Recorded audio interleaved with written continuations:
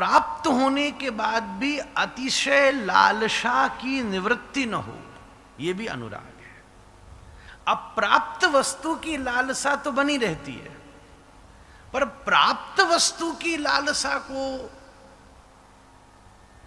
कैसे लौकिक वस्तुओं के प्रति रखोगे?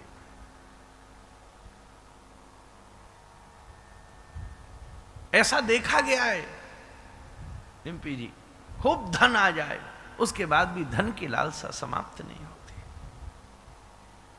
ऐसा लौकिक जगत में देखा गया है। हम सब अपने जीवन में भी कई बार अगर सावधान नहीं हो तो ऐसी विचार आ जाता है, सावधान नहीं होता।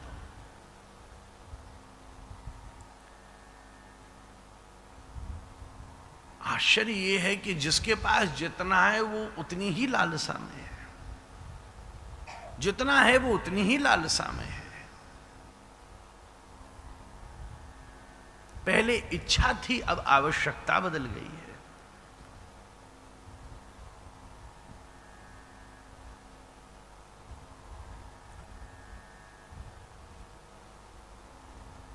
दिने दिने नवम नवम, ठाकुर जी का स्वरूप ऐसा है। जो दिने दिने नवम नवम है, ऐसे श्याम सुंदर के प्रति लालसा की शिथिलता संभव ही नहीं है, बल्कि आनंदाम बुद्धिवर्धनम प्रतिपदम। प्रतिपदम आनंद अंबुधि का वर्धन ही होगा। यह भी अनुराग का एक अद्वितीय लक्षण है। अब प्राप्त वस्तु नहीं, प्राप्त होने के बाद भी उसके प्रति जब आकर्षण वृद्धात्मक रहे, अक्षुण्ण रहे और अतिशय लालसा बढ़ती जाए।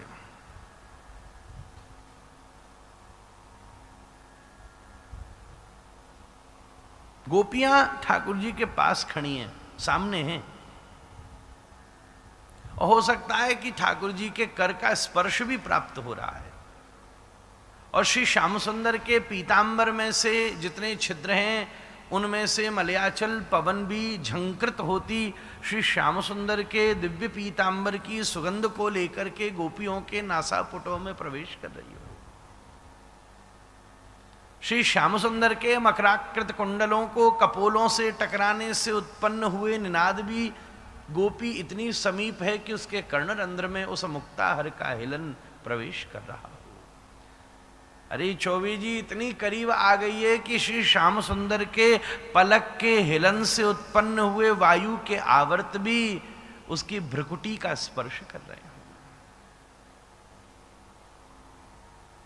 इतनी सामीप्यता के पश्चात भी गोपी बंशी को देखकर खींच रही है। आहा, तू कितनी सौभाग्यशालिनी है री निगोड़ी, तेरा क्या कहना। ठीक है गोपाल हमारे सामने हैं, पर हरी बंशी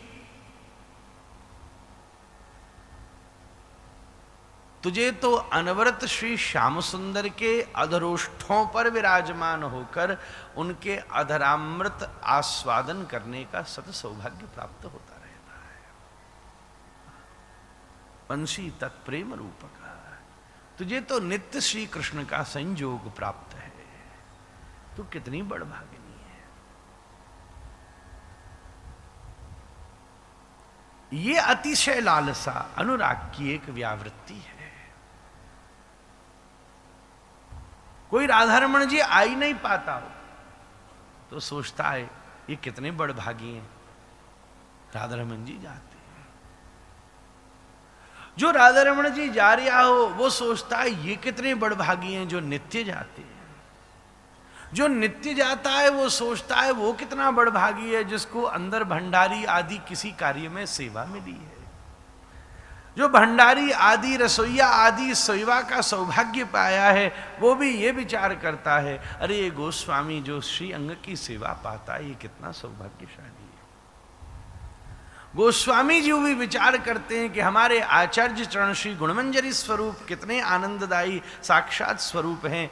हमको तो फिर भी सेवा में बारंबार बाहर आना पड़ता है। भोग लगाए बाहर आ जाओ, भाई शयन हो गई बाहर आ जाओ, पर श्री आचार्य चरण को तो नित्य श्री लाल जी का संयोग प्राप्त है। श्री जी के नित्य सौभाग्य, नित्य सेवा में। हम तो थाल धर के आते हैं और थाल में से सामग्री थाली में धरने का सौभाग्य तो श्री गोसाई जी के पास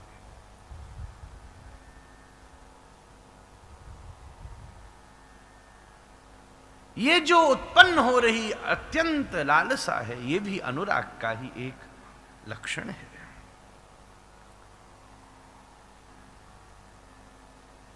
उसके बाद अनुराग का एक लक्षण है विप्रलंब।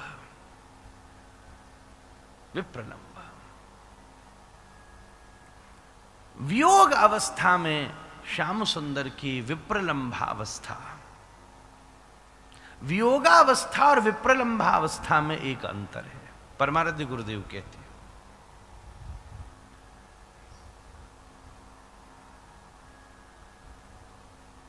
कि वियोगावस्था में तो केवल स्मृति होती है, विप्रलंबावस्था में स्फूर्ति होती है, स्फूर्त हो जाता है।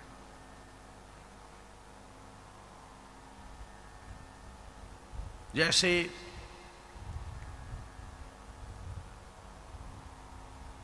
गतिस्मितः प्रेक्षण भाषणादिषु प्रिया प्रियस्या प्रतिरूढ़ मूर्तया असाबहम तित्व बलास्त्यदात्मिका न्यवेदिसु कृष्ण विहार विभ्रम। अनुराग में उत्पन्न हुए विप्रलंब की अवस्था में जिससे अनुराग है, उसके स्वभाव लक्षण आदि प्रकट होने लगते हैं। आप ही तुम ही हो ही जा।